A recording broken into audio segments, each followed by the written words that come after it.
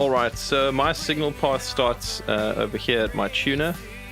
So my guitar goes in here, and from there into my compressor. Um, from there, it goes into the Nano Pog. So this is an octaver. And on the album, I only use this on the verse of Jesus' Blood, that song.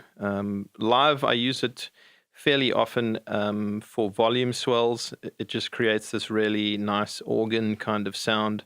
So especially if you don't have keys or a pad to kind of fill the space between songs, this is a great pedal for creating that kind of synth pad sound. From there, the signal goes into the Joyo tremolo, which is a really cheap tremolo, but it works great for me. On the album, I only use that on Jesus' Blood again on the chorus, and I use it quite sparingly live. From there, we're going into a clean boost. So this is just a 20 dB clean boost. It's the TC Electronic Spark. And I use that kind of as a chorus boost. So, moving from a verse where you just want a little bit more volume to give the chorus a bit of beef, I use that pedal.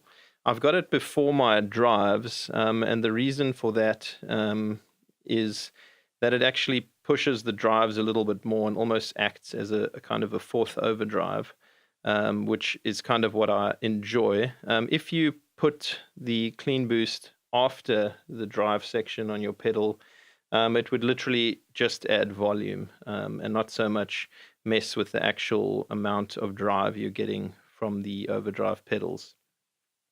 From there, we go into my 3 overdrives. So the main kind of lead sound that I use is this pedal, which is a JHS Superbolt. It's a great pedal. I really enjoy it. It's kind of a copy of the Supro amps from the 70s. It's trying to emulate that kind of amp sound. From there, I go into the JHS Double Barrel, which is really 2 of their overdrives in one. On the left side is the Morning Glory. So that's a really transparent overdrive, and I almost play with that on the whole time when we play live. It's a very clean overdrive and a great sounding one. And on the other side is the JHS version of the Ibanez Tube Screamer.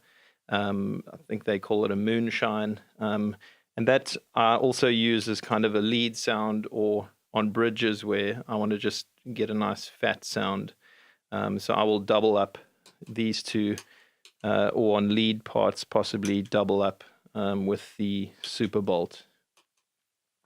From there, it's my volume pedal. This is a very old Morley volume pedal, but it works great. And after volume is my kind of wet sounds. So I'm using for delay the Strymon Timeline, which is great because you can really program your whole set list. It's got 100 banks that you can use, so that's great. So I have my whole set list pre-planned on there before we go.